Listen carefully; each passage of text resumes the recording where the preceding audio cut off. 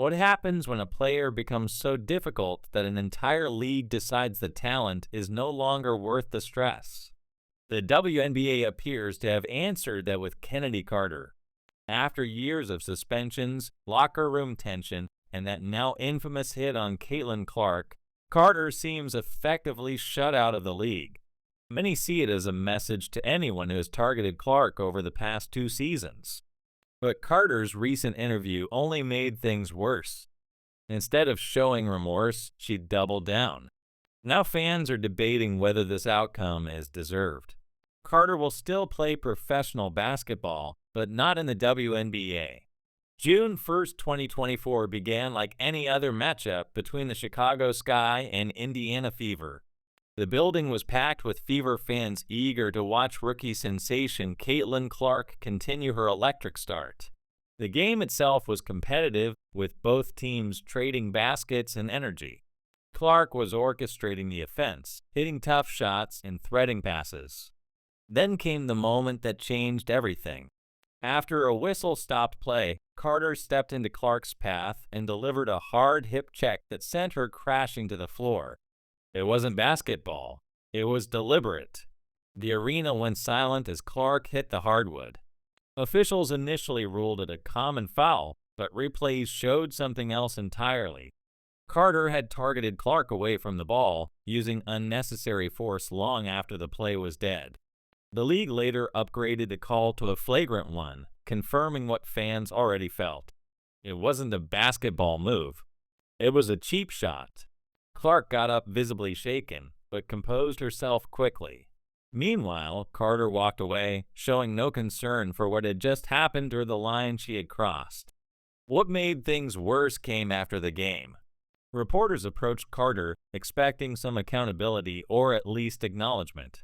Instead, she shut down questions, refused to address Clark by name, and brushed off the incident with dismissive answers.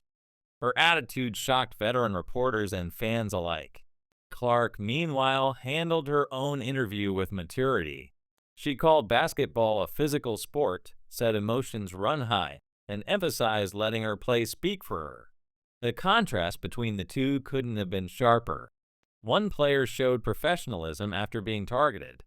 The other showed indifference. The basketball world quickly drew conclusions. Clark looked like a leader despite being a rookie. Carter looked like someone unwilling to take responsibility. While Carter's scoring ability has never been questioned, her behavior once again overshadowed her talent. For many around the league, this incident wasn't just a bad moment. It was confirmation of a pattern.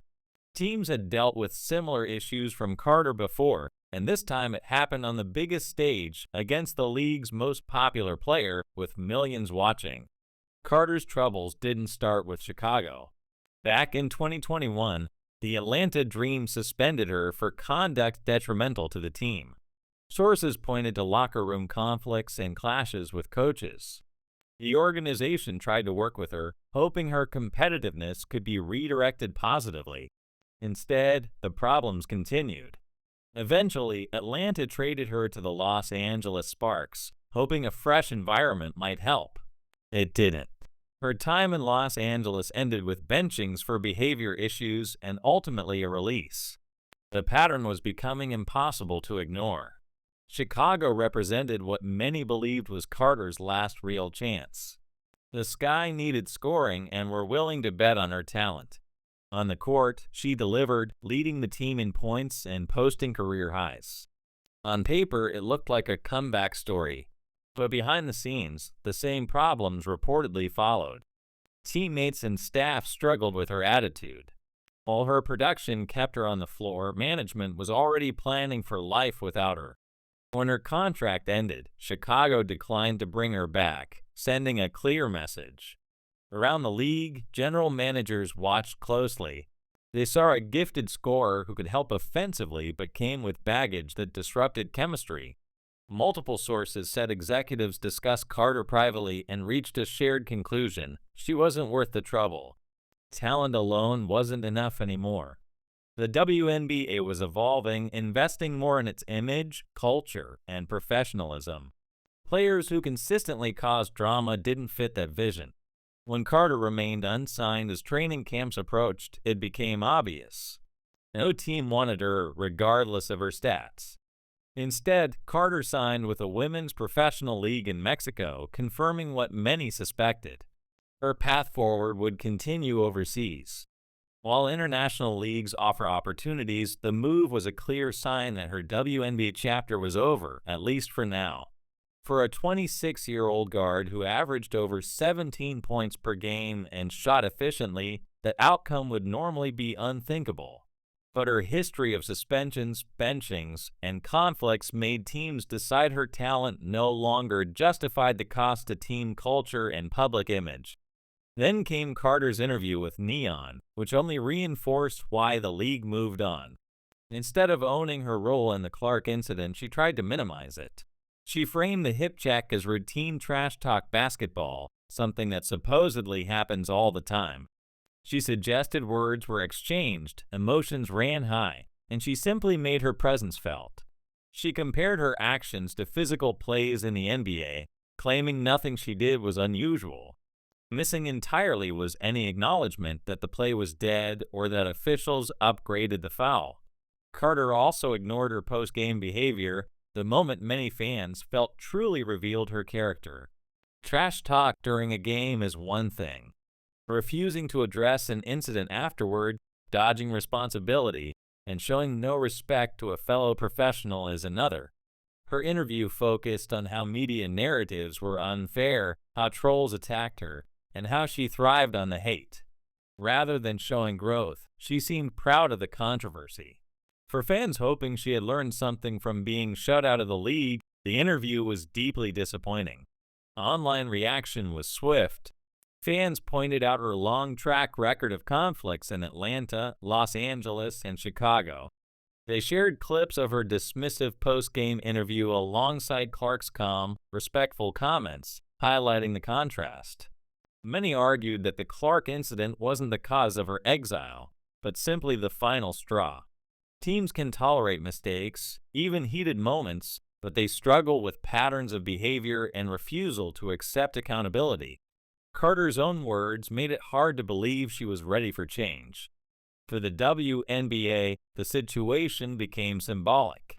The league is growing, attracting new fans, and investing in long-term stability.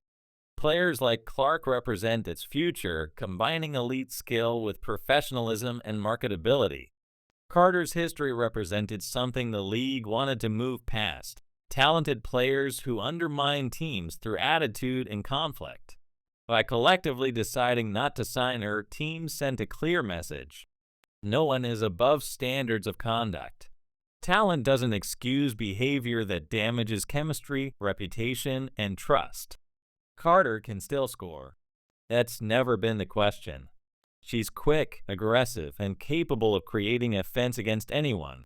On a basketball-only level, she belongs in the league. But professional sports aren't just about skill. They're about accountability, adaptability, and respect. 3 franchises gave her opportunities. 3 times, the story ended the same way. Her move overseas doesn't mean her career is over, but it does reflect the consequences of burning bridges repeatedly in a small league. In the end, Carter's story feels less about one foul and more about choices. The hip check on Clark became the moment everyone saw, but the pattern behind it had been building for years. Her interview showed little reflection, little ownership, and little understanding of why teams moved on. Meanwhile, Clark continued to rise, praised for composure and leadership beyond her age. The league chose the direction it wants to go, prioritizing professionalism and culture over raw talent. Whether Carter deserves her exile is up for debate, but the message is unmistakable.